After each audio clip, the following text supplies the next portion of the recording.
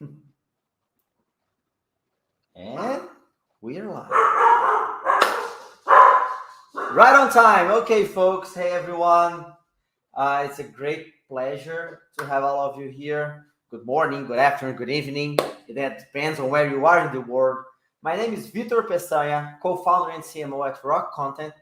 It is my pleasure to be the host here today. Our jam sessions, they are a mix of interviews, like the one today that are going to become podcasts. We have other webinars, always hosted by us, and we feature the top marketing and SaaS experts and innovators. And we have one common theme all the time. We aim to provide advice and share trends and best practices, how to master premium content experiences. Today, we have as a guest Fernando Angulo. Welcome, Fernando. Thanks for being here. He's a senior market research manager at Semrush, former SEMrush. I learned that we changed now. Global keynote speaker as well. So pretty sure there's plenty of interesting things for us to learn.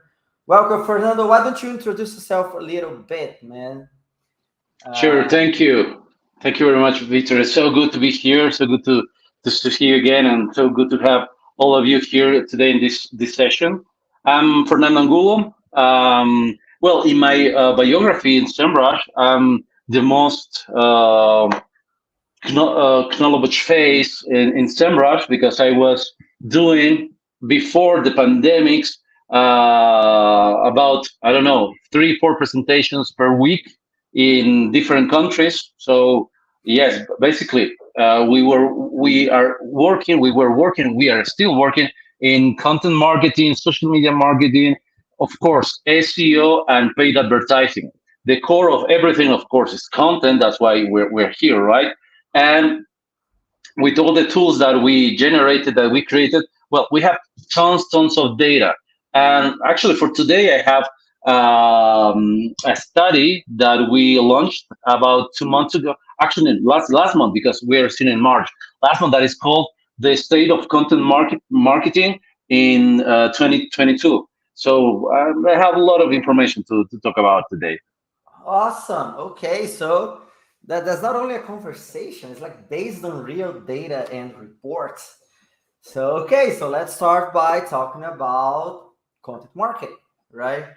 Because that's the topic, right? That of our talk is, well, the first steps in content marketing. I know that like it's 2022, right? So content marketing has been around for a while, but I believe that a lot has changed, of course, since I don't know, 20 years ago when Joe Pulizzi was first talking about content marketing. And I believe that especially over the last because of the pandemic, 2 years, a lot has changed. So take into account our current scenario, how content marketing looks like today. What would you say would need to be like the first steps for someone who's just like starting to do content marketing? What would you like recommend them? For starters, the first, I will say, tip, uh, the first advice that we can say is to have a goal. You want to be knowledgeable, you want to be visible online because of what? What is your purpose? What is the main reason of you doing that? Without a purpose, without a goal, you can't build a plan, you can't build a strategy. So you're going to be creating content just because of the sake of creating content. And the internet is full of that. So you need to be original. You need to be special, talking to the people that wants to hear your message. That's why you need to have a goal. What is the purpose of your goal? You can choose, of course, many goals as they have around.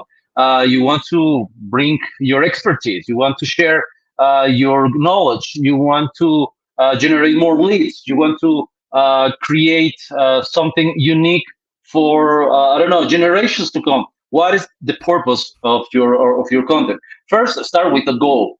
Why am I mentioning this? Because most of the companies that were forced to become online businesses in the last 2 years, they were offline all the time, right? When this digital transformation I started, like you mentioned, like 20 years ago or so, they were not interested on that to be online visible. But right now, it's something that you are not even forced to do. You must be online. You need to have your online presence. Is the requirement for any business right now. That's why if you start with a goal, you can follow the next procedures. You can create your own plan. So first thing, easy. Start with the goal. Okay, so that's step number one. Is is what I like to say, right? Don't start with the content. People, that I think that's Yeah. the biggest mistake in content marketing. Okay, folks, start with the goal, and then after that, the goal will help you choose the channels, the formats. But remember to be original and special, right? And speaking of which, since you started with the goal, and I think that's great advice. One thing that's becoming more and more clear in 2022 and over the last 2 or 3 years is that the companies, the brands, they are becoming publishers, right? Not only they're launching their own online presence, I don't like we do, I don't know, like HubSpot does, like SEMrush does, but they're also like actually acquiring publishers, right? So HubSpot bought the hustle, Binance bought a stake at Forbes. That was very high profile, very fancy, right? Of course, SEMrush acquired Backlinko, right? I think that was very clever, by the way, right? For brands who don't have, let's say, this kind of money or this kind of maturity, how can we compete? How can brands that are starting right now or don't have such a big online presence compete in such landscape? What would be like your suggestions for that? Yeah, that's a great question, and that's the following question: what to do next, right? I have my goal. I have something unique to share. I have something special. Maybe it's not that unique, but I can improve that. I can be better with the things that I'm doing right now. For example, I remember 10 years ago when I started working for SEMrush, we were a small company. We were basically a startup with no more than 30 people in the team. Right now, of course, we are more than 1,500 people working all over the world. But at the beginning, we just wanted to share the data to provide benefits, actually to save time and money to all digital marketers. That was our main goal, to have really good data, accurate data, and to share that with the audience. For doing that, we needed to have a plan. Actually, that's the second step. When you have your goal, you can start with your plan. And the very first step for the plan, I would recommend to do a market research. So you don't need to go and start competing with the leaders of the market. Of course, you need to follow them because the whole market, the whole industry is basically defined by them, the leaders of the market. You need to do the market research starting with the following companies, similar by size, numbers as yours. So if you are, I don't know, restaurant, you need to go to other restaurants that are similar to the products that they're selling. If you are, I don't know, you are an agency, you need to compare yourself with a similar business. So pick up 3 or 4 similar businesses and compare your numbers with their numbers and do the market analysis with the sources of traffic, how well they're working online, how well they are working with their organic positioning, how well they are positioning on Google, how much money they are spending on social media, on ads. They have ads. They are doing social media. They have presence. People like their products. What is the most? So all the market research activities needs to be the following. Why is that? There are a lot of companies that they are just skipping this first step with the planning. That's a mistake because you will go to the market where the rules are not only for the bigger, for the stronger, but the winner of the market is usually the faster. So if you want to compete with them, you need to know what they are doing. And with the online knowledge that we have these days, you can basically know how much they are investing. You can know where they're getting their users, their leads. How is the process of the lead acquisition? How is the funnel that they're working on? What is the content that they're providing for the top of the funnel, for the mid of the funnel, and for the last step? Basically, once you have all the results of the market research, you can go with the step one, which is, okay, I want to have my online visibility. I need to have my own keywords, my DNA keywords that are going to be providing me the most of the users for the products or services that I want to sell. So basically, first step, goal. Second, go with a plan with a market research. Do a market research. Got it. Awesome. Do like a very thorough competitor research, right? You know, Uh, even in some cases, I remember when we started in SEMrush, we also checked LinkedIn to understand how many professionals our competitors have right now. How many of them are similar to our roles? We also checked how many of them were, I don't know, they had university degrees, or they were only I don't know, working since after school. So we check also the professional background. So that's a part of the market research, because once you have all the information, you can be more confident on what you need to do next. You need to invest here, you need to invest here, you need to have a sales person here, you need to have more content based on this. So once you have the results, you can act. awesome. So you would go and create like a secret profile of every competitor. Say, hey, that's what we're up against. The competitor profile and people who were working there. Okay. Imagine we wanted to create a social media team 10 years ago, and none of our competitors were doing something similar. So we were like, okay, we're going to be opening this channel for the rest of our competitors, or we're going to be the innovators of this market. We're going to spend that money, because, when you are entering, when you are creating a new channel for advertisement, for private advertisement, you need to invest first a lot of money. Then your competitor is going to be the second one there. It's going to be more easy for them to come to a market that is prepared for something like that. So being the first is not always a good idea, but in some cases, if you have the possibility, you need to do it. Got it. Awesome. One thing that I want to remember everyone who's watching us, we're going to take questions by the end, but if you have questions already, just put them in the chat, right? So we're going to start collecting them, and maybe one of them will fit what we already have in store for you, and we can maybe like fit it into our conversation. Awesome. And so, okay, so you got to have a goal, you got to do your research, and then you got to start creating content, right? Yeah.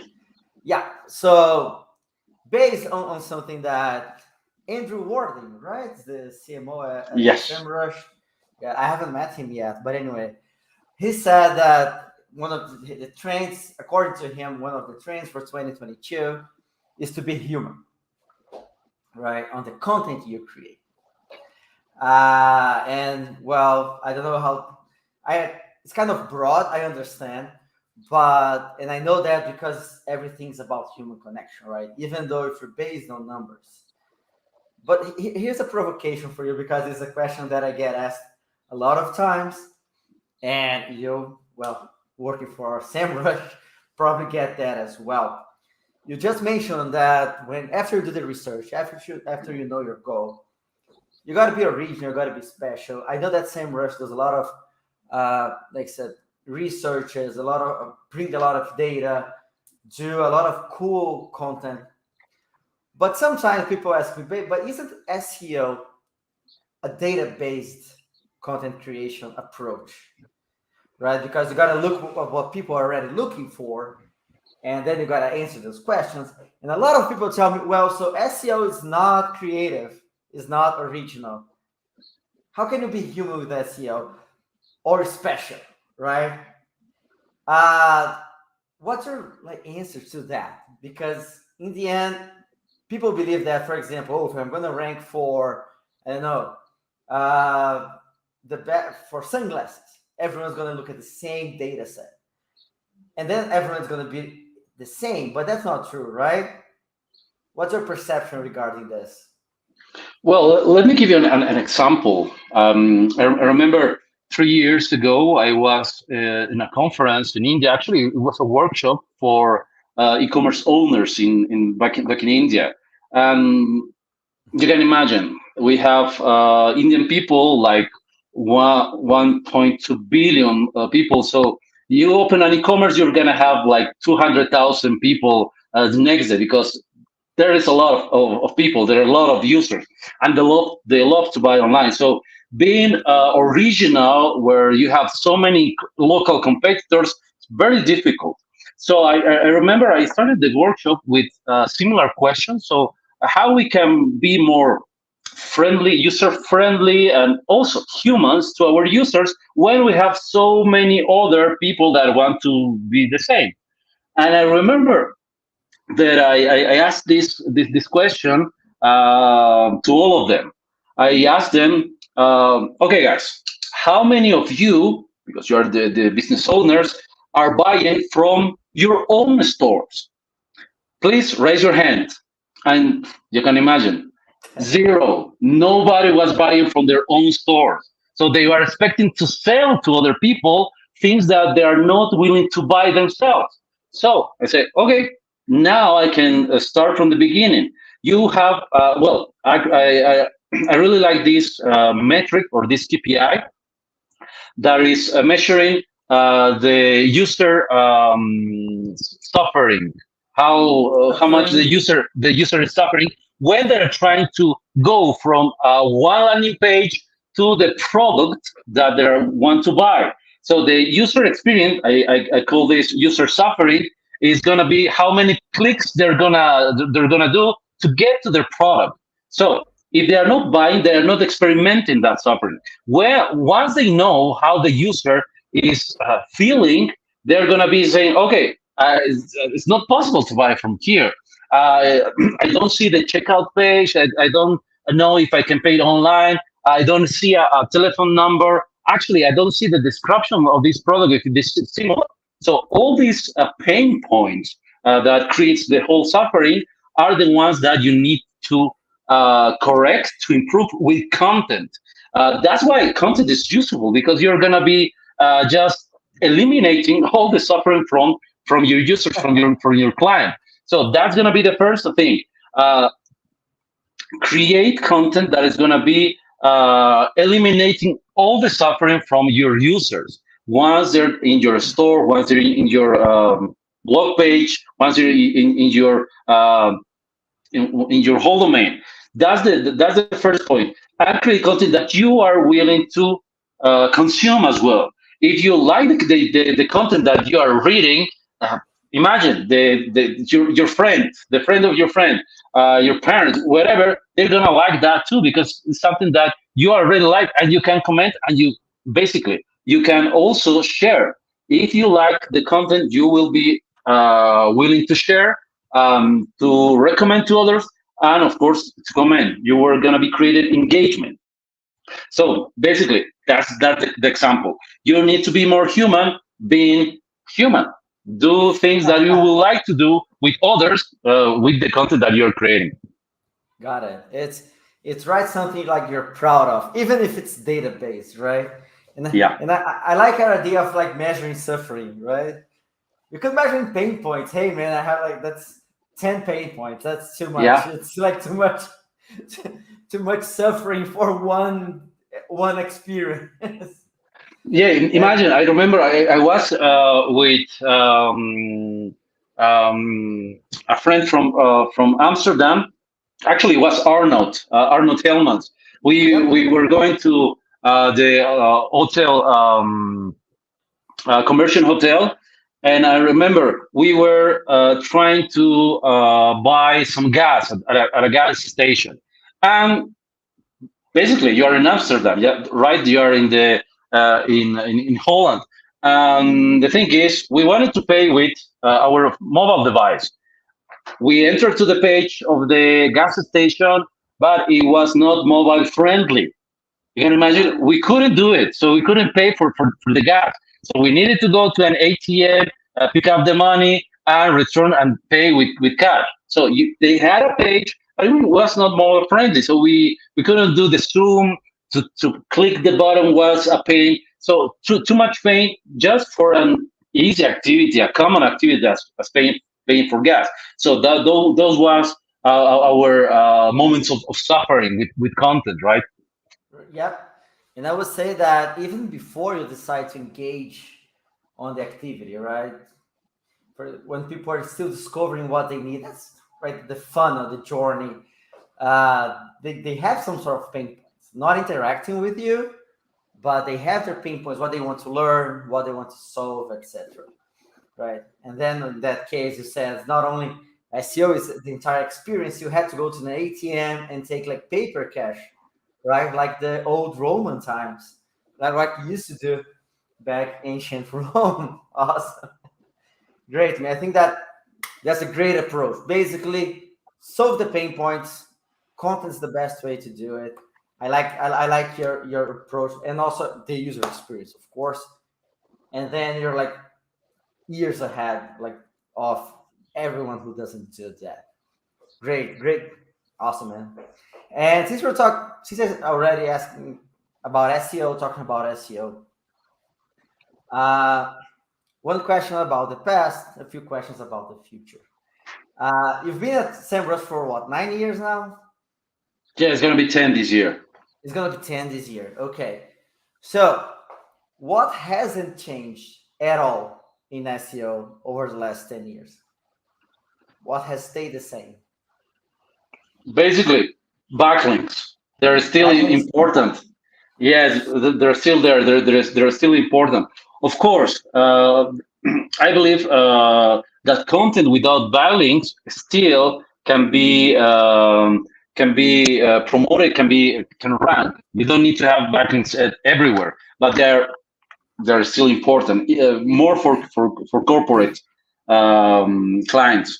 And one of the other things that hasn't changed, SEO as a process is still the same. The last 10 years, you have all the techniques, you have the meta title, you have the keywords, you have the H1, the structure of the content that you need to build is basically the same.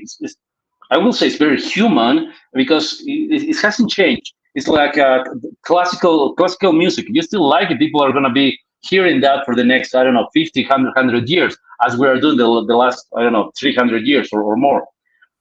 But there are some key points with technology that is advancing a lot, that is changing a lot, and that is mixed with data protection as well, that is changing a lot. And in terms of content, well, basically, we have tons and masses of content that can be created right now by artificial intelligence, and in most of the cases, people can recognize something created by a person or by a robot. Actually, we are consuming a lot of content that is created by artificial intelligence, and we are not going to be, well, actually, we don't care if it's created by artificial intelligence or not. We are just consuming it because it's presented in a good way.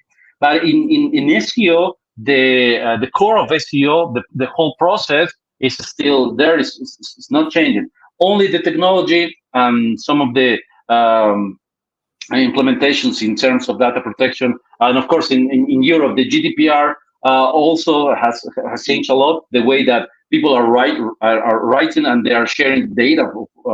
Just as an example. Okay, so you mentioned AI and other stuff that are like changing new technologies.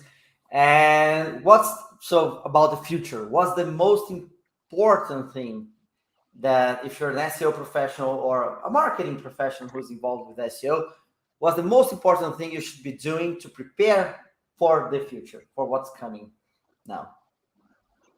Well, yes. Basically, now that we have since the last 2 years, more people willing to buy online, more people online with online education. We have basically more people able to consume content. You need to have, of course, website with your products. If you're a business, you are not allowed to be only offline. Of course, you can have that, but the whole world is going to be changing so fast at this point that you're going to be just years away from the point that we are right now. In this matter, let me give you some examples about what will happen in the upcoming years. Well, basically, the content that business are going to be creating is going to increase, but more and more with marketing budgets. In this sense, we are going to be seeing that most of the companies are going to be hiring content marketers, or they're going to be allocating budget for content agencies, which are working really great, as you guys are doing, of course. And of course, the expenditure on content marketing is just going to be increasing. Right now, the important step that you need to be following today is to have a documented plan on what you want to do the next 3 months, the next 6 months, or maybe if you can have some time, what do you want to do the next upcoming year? Why is that? Because that's basically the plan that you need to follow. If you want to go with content marketing, you need to have a content calendar. So that's why you can plan for the next 3 months, the next 6 months, the next year. In some cases, I saw companies that are building their content calendar for the next 5 years. I believe that's a little bit too much, but still, you need to have that plan today. If you don't have any plan at all, no problem. Think about allocating your budget. Basically, one of the golden rules of content marketing that I have and that we used in SEMrush was to allocate the time and the budget for your content production in this way. This is the golden rule. 80% of your time you are spending on promoting content, and 20% of your time and your money you're using it for creating that content. Basically, you have the plan, you have the calendar, the content calendar, and you have the golden rule. Think about that in the upcoming years. Basically, if you are creating content that you're waiting, just expecting to be ranked on Google, maybe it's not going to happen. That's why 80% of the time is advertising. It's promoting that content. Make that content visible to others. Awesome. Okay, great. And you did mention advertising, so I'll change the subject to a topic that I really like right now. That's privacy, and just get the advertising hook. And you're probably following it, but there are a lot of changes going on, right? Yeah. iOS 14 blocking the ID shared data between apps. You have the GDPR, the end of third-party cookies that they keep delaying it, but will come at some point. Most recent one, and that one was very impactful, is Google announcing they're gonna sunset Universal Analytics. I think a lot of people got really worried about this, and kind of has to do with access to data. So privacy has become like a serious topic, right? And it's affecting advertising. It's affecting a lot of course, some practice that are not cool, like buying lists, etc. So based on that, what do you believe that are going to be like the biggest changes when it comes to marketing in this privacy oriented world, and how we can act today to be ready for that? Good. Actually, with the third-party changes that Google made, and actually for advertisers, it's going to be difficult to target largest groups of people. It's going to be difficult to see to other audiences. But we are returning to 2005. We're returning to the past when we needed to create our basically our buyer persona from zero, and we need to focus more on our best products and our best services and create building around that. The the thing here is that basically nothing bad is going to be happening for the user. For the marketer, it's going to be a lot of work. Uh, they're going to be they're going to be need to use more technique, tactics, and actually just doing marketing, right? Because when you cannot target on Facebook largest group of people, when you say for this keyword I want this location, you're not able to do that anymore on Google, right? Or you're not going to be able to do that. But when you're creating content, you're going to be thinking more about the needs, the solutions, about these other aspects. And for the rest of the solutions for this situation that is going to be happening right now with all the data privacy that we have, actually to understand where the user is, what is the path of the user, even with anonymized data, you need to be studying a lot who is your user. Let's back to that time when you asked the user, the client that is coming to your office, what is the thing that you like most about my business? Why you choose us? Why you recommend? Will you be willing to recommend us? So those questions that basically right now most of the businesses are avoiding because they have data to answer to those questions, they're going to be needing to use again. So nothing bad is going to be happening for the users. For us, the marketers, we're going to be having a lot of work to do to reach more people. I remember at some point in SEMrush, I was asked to find 5,000 new users. And I remember I asked, okay, what is the deadline? Tomorrow. So one Oh, day to find 5,000 users, new users, right? Okay, with advertising, of course you can do that, but the quality of the users, the knowledge of the users that have over your product, you are missing all of that.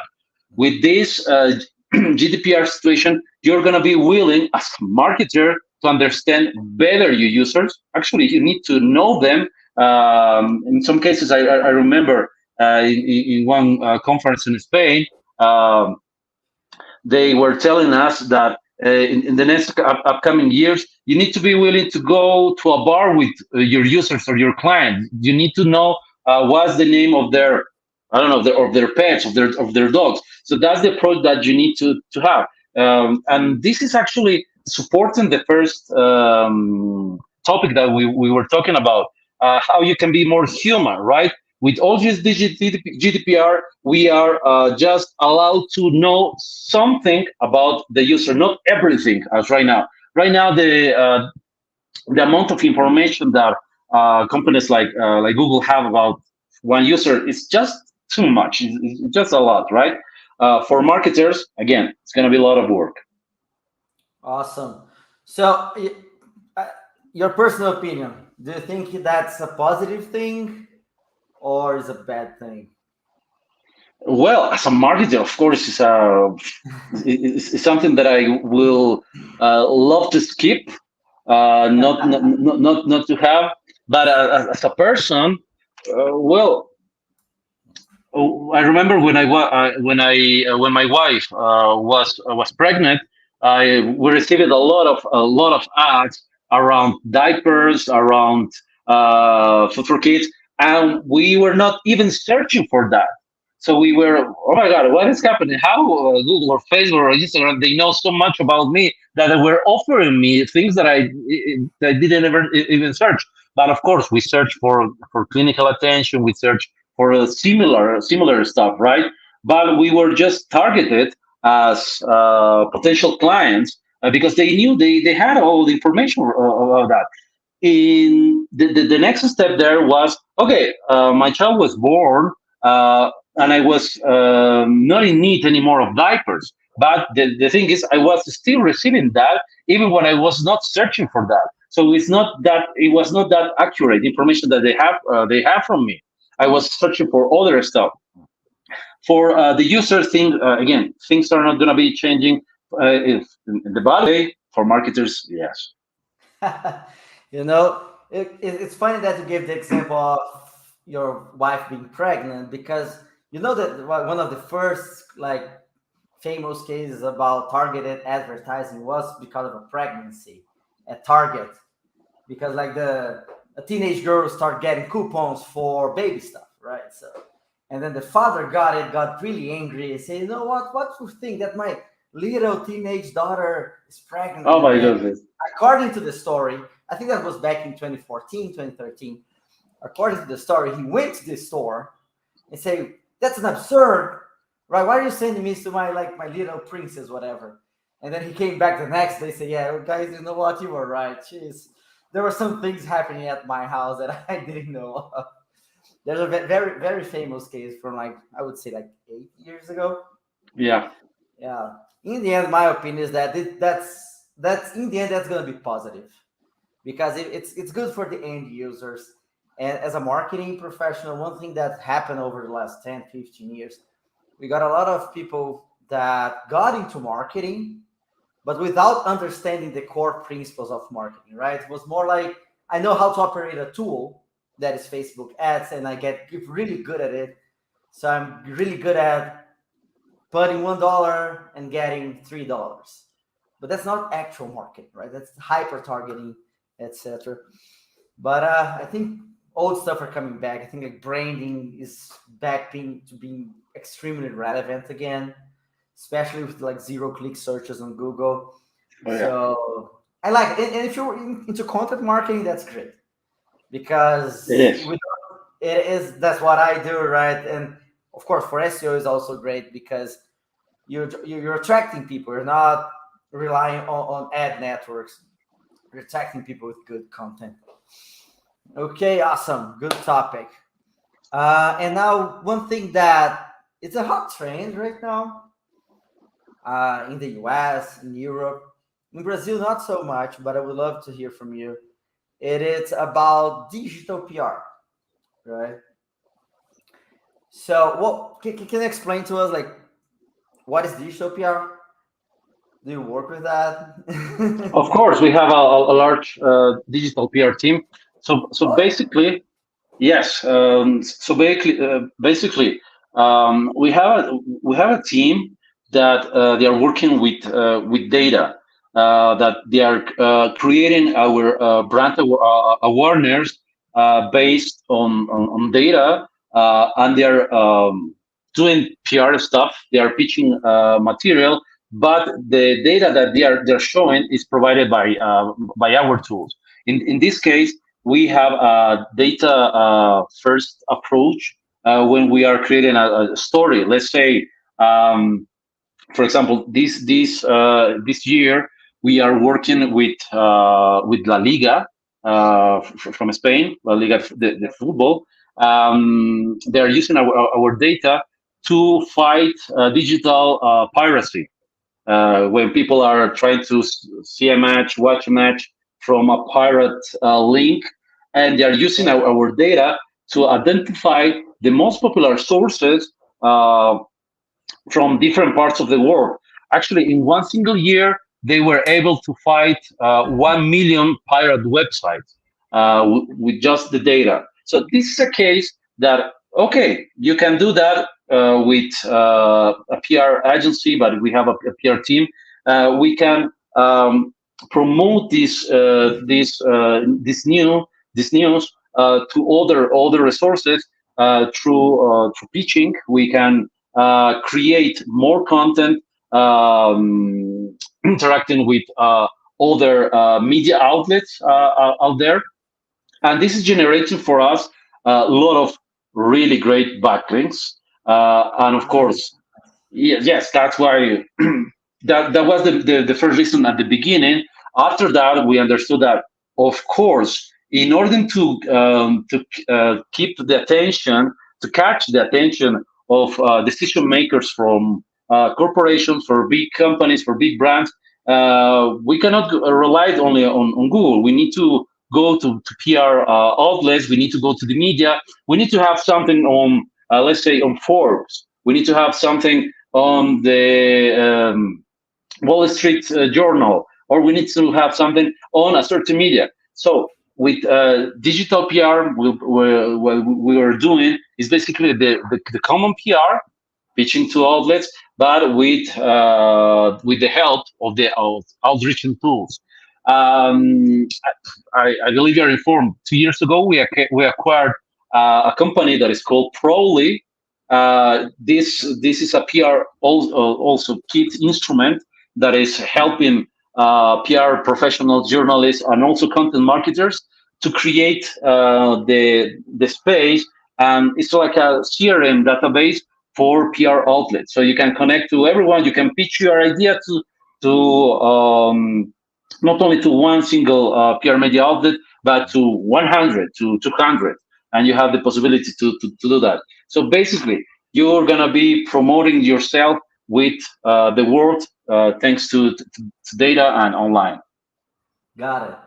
And I think that one of the biggest changes compared to traditional PR is you got to promote good content, right? It's not only about yourself. I think that, Yeah, like I said, you were creating content about piracy related yeah. to La Liga, right? And then that even helped take down some websites. Right? That's cool. Awesome. Okay. Folks, for everyone who's listening, we already have a few questions here. We're going to start taking questions in a few minutes. So please start sending them now. But for that, I want to do a round of honest opinions, Fernando, about a few things. What's your honest opinion? Topic number one about Clubhouse. Oh my God, I went so late to that one. I remember last year or 2 years ago, I was asking on my Facebook page, please, can I get an invitation to Clubhouse? And the trend was already down. I entered there, and oh my God, I found a couple of people, and then 10. Well, actually, I was very late. That was a hype, I believe. That was a really interesting project that was really hype. In my personal opinion, I'm not an Apple user. I'm more an Android user. I like to change the stuff. I like to work with that. So that's why I was late, because the app was launched first on Apple devices only, when they have a limited number of people. Well, limited, millions and millions, I know, but still, some of the people we were just outsiders. It was a hype. The expectancy of the um, I believe of the audience was to have that, I don't know, for years to come, because people were investing a lot of money, or even on their IPO. I don't know if Clubhouse got an IPO, I was don't think so. acquired by someone. Who was the company that acquired it? I don't know. It was Apple. I believe it was Apple, or something No, like that. it was. I don't know. They raised a lot of money. They raised a lot of money. Well, it was a lot of hype, a lot of Yeah. attention to that. But me as a user, as an Android user, I was really pissed about. Okay, I'm an outsider. Why? Because I have a Samsung Galaxy. Sorry, but I'm not gonna use that if I'm not allowed to go there. At the end of the day, they launch on Android the platform, but the hype was already down. So, Yeah, that it was Twitter who they didn't acquire Clubhouse. They were in talks to acquire Clubhouse. I think it was oh, okay, $4 billion. yeah. But in the end, Twitter just launched their own version of Oh Clubhouse, my God, yes, and it's working, right? and it's working. Yeah, the Yes. SEO crowd loves that, and I think like you said, it was a big hype. Okay, that was Clubhouse. TikTok. Oh, I believe it's the future, not only for engagement, but also for music professionals, for bands, for group. If I want to hear a new song and it's not popular on TikTok, oh my God, I see. Well, what is the problem? It's not that popular. for news, for information. Um, Basically, if I check my Android right now, the time that I'm spending on YouTube, well, compared to last year, now is on TikTok, the same amount of time. So it's a lot of attention that is out there, and it's a good place to have advertising. But there, you need to be really special. You need to do really good stuff because people are they have only two options: or they're gonna hate you, or they're gonna love you. And you need Got to it. create things that people are gonna love for your own brand. Is Semrush on TikTok? Oh yes, only Nice. the last 3 months, and the things that we are doing there are really amazing. I haven't checked it. I'm gonna check this. Okay, awesome. I also believe that it is the future, and I've been studying it. We don't do it yet, but it's interesting. Well, Okay. when you see short videos on TikTok, right? Then you see the reels on Instagram. You see the short videos on YouTube. So everybody's copying and they're doing, but it's not the same thing at the end of the day. Yeah, that's well. Instagram has been copying a lot of people recently. Okay, so third opinion: NFTs. Oh yes, that's something huge. I'm actually really into cryptocurrencies, and with NFTs, I believe it's a game changer. Right now, the utilities that they have are limited because the market is still new. Right now, we know that some guys were selling and buying NFTs for millions and millions of dollars for like 500 Ethereums or for more, and they're still there. But the price went a little bit down because they don't have much utility right now. Once we have, I don't know, an NFT as a passport or NFT as, I don't know, like some movie theaters in the US that they have their NFTs. I believe AMC they have their NFT tickets for seeing Batman right now. Oh my God, I want to have one of those, not only for going to watch Batman, right? But because of the NFT, is such a cool thing.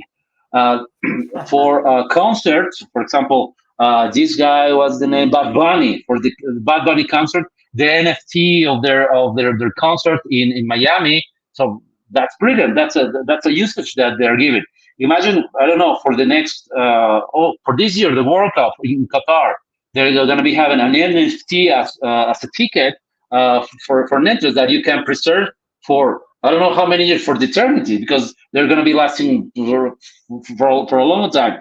That's something very huge. The potential is not yet there, but there's a lot of potential there. If you are on digital, on the digital world and digital marketing, even more if you are in crypto, you need to have your NFT. Awesome. Okay, and the last one, and you might be guessing your opinion on the metaverse. Oh yes.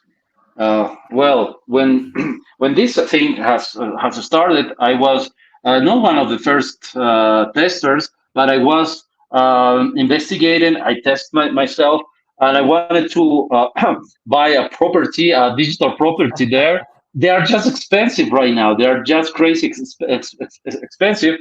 But at some point, I believe this is something that will I don't know, will become more popular in more and more projects. If you have, I don't know, your online brand, as I believe McDonald's already did. I saw a Tesla outlet there for apps. You need to be on the metaverse as well as a brand. It's a good opportunity for advertising. Of course, is kind of expensive right now. I believe if they're going to be just increasing the amount of I don't know fields. I don't know how to call it. The size of the metaverse is quite big right now, but still there are a lot of companies, people that are just buying properties out there. Awesome. Okay, so those were the four topics to hear your opinion on that. So let's go. We have a few questions here. I think we have some time to answer like some of them. From Vanessa, she talks about interactivity and hyper personalization, right? And she's asking, how can those two topics help engage and retain user attention, as well improve conversion rates? So, what's your take on like interactivity, personalization, etc.? Well, hyper personalization is good at the moment when you are doing that with a funnel. You need to have your funnel, and you need to create content specifically for for every stage of the funnel. When you are at the top of the funnel, you need to attract people. The more attraction you create, the better. I believe always, but you need to create that attraction with I will say this: you need to be very respectful with the people, because there are a lot of, even these days, clickbaits, titles. There are a lot of not very responsible topics that people like to uh, create when they're attracting people. If you want to attract people, you need to follow the very simple rules of, first, you need to understand what is the question that people are using to find your topics, how they are questioning Google. At some point, you need to realize that Google is always answering people's question. Google is, at some point, I remember John Mueller said in Brighton SEO in 2018 that Google, they turn from a search engine. Uh, from a search engine to an answer engine. So they're basically giving you the answer for everything. Top of the funnel, cover it with a lot of questions. You're going to be receiving as well a lot of these unique resources from Google that are called the SERP features, which my favorites are, of course, the feature snippet, and then you will have the answer. Answer the people. People also ask if you have images about your answers. That's perfect. You will be also in the image carousel of images. You have videos, even better. So answer people questions. After that, the next thing that you need to do is, okay, you have the attention of the people. The second stage, you need to keep them informed about what you're doing, about what are the solutions that you have.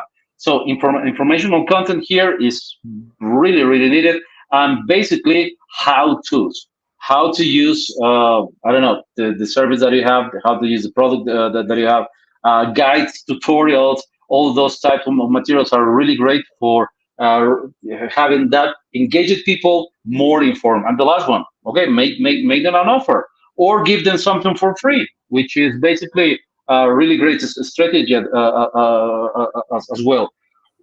How you can do this with data? Do the market research, understand where the users are, how many users you have that are depending on your competitors content as well, on your competitors product services, and you're going to see the numbers. I see that, for example, for an X company, my competitors, they are reading these competitors content, but they are acquiring more products for this other.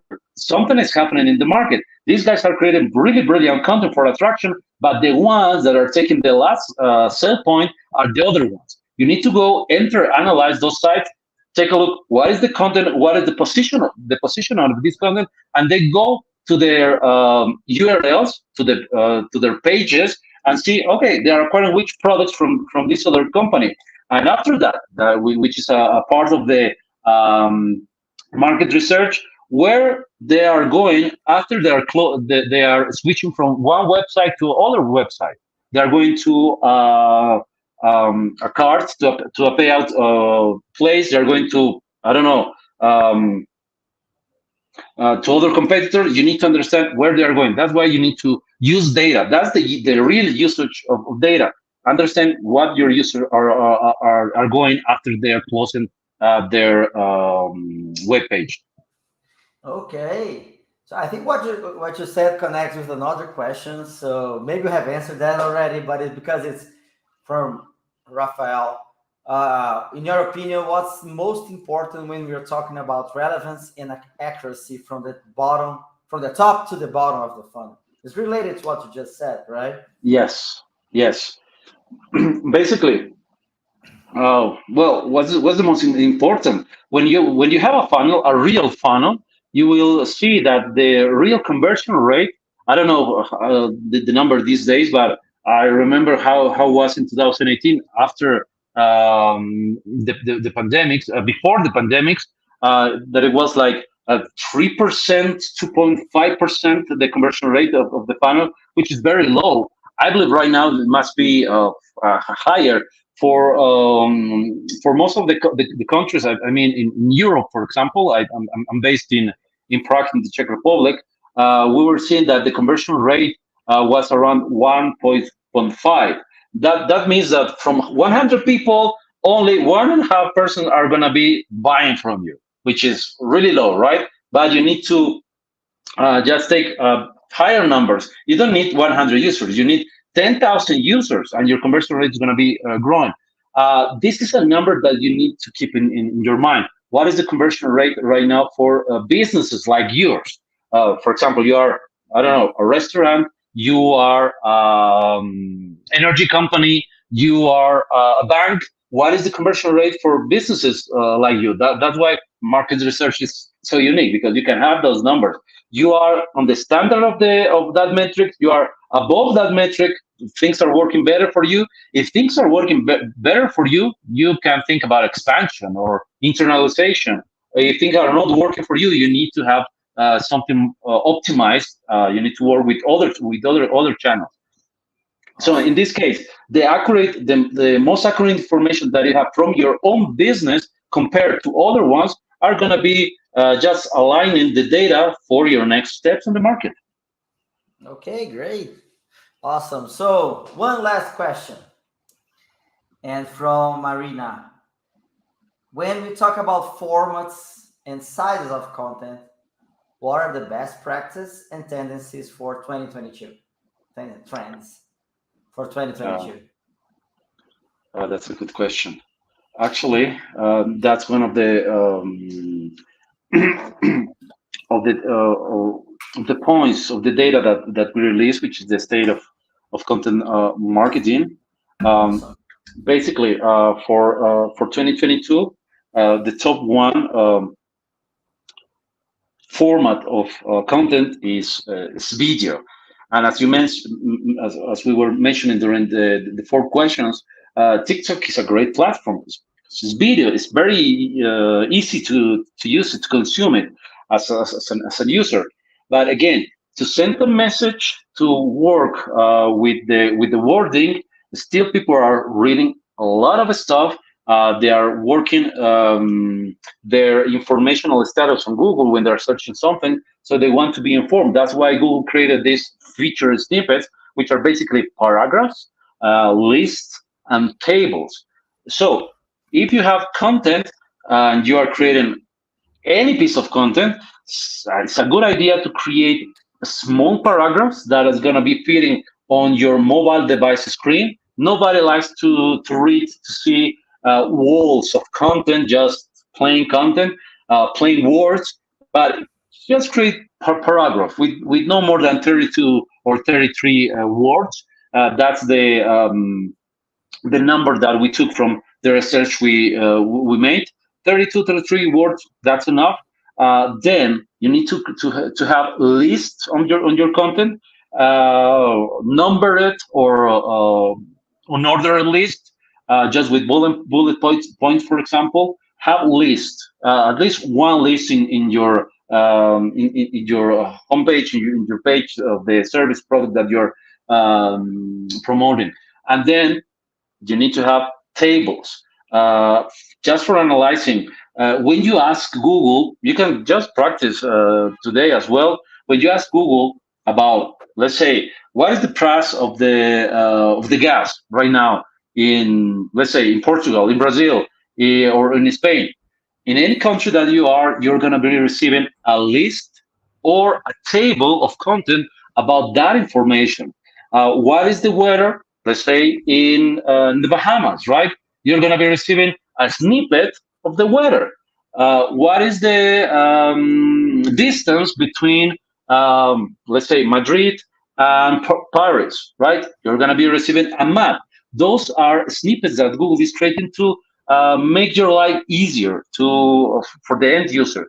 That's the way you need to create content. Easy content that is going to be easy to consume for the end user. Awesome. Great, man. We're well, we finished exactly at 6. So you're a pro, right? It's right at the right time. Right So on time. right on time. So Fernando, once again, thank you very much for this interview, for being here, bringing such valuable knowledge for everyone who's watching us or listening to us. I hope you enjoyed it. So, how can people get in touch with you, Fernando, if they want to follow up, contact you, and your Well, last words right after that? fantastic. If you have a question, if you want to reach out to connect, use LinkedIn first. Fernando Angulo, there are not so many. Actually, there are like hundreds of them. But Fernando Angulo, SEMrush, it's only me. On Twitter again, on Instagram, on Facebook, everywhere. Actually, I have my TikTok page as well. So yes, basically everywhere. For any professional question, use the professional please places such as LinkedIn. And of course, you can find my latest articles on the SEMrush blog on semrush.com. Awesome. And hopefully soon you're going to be back traveling all over the world and Oh, doing yes, presentations. starting this Yes. year. Oh man, I missed that as well. I know. Okay, Fernando, thank you very much. Thanks everyone. Bye. See you at the next jam session. Thank you.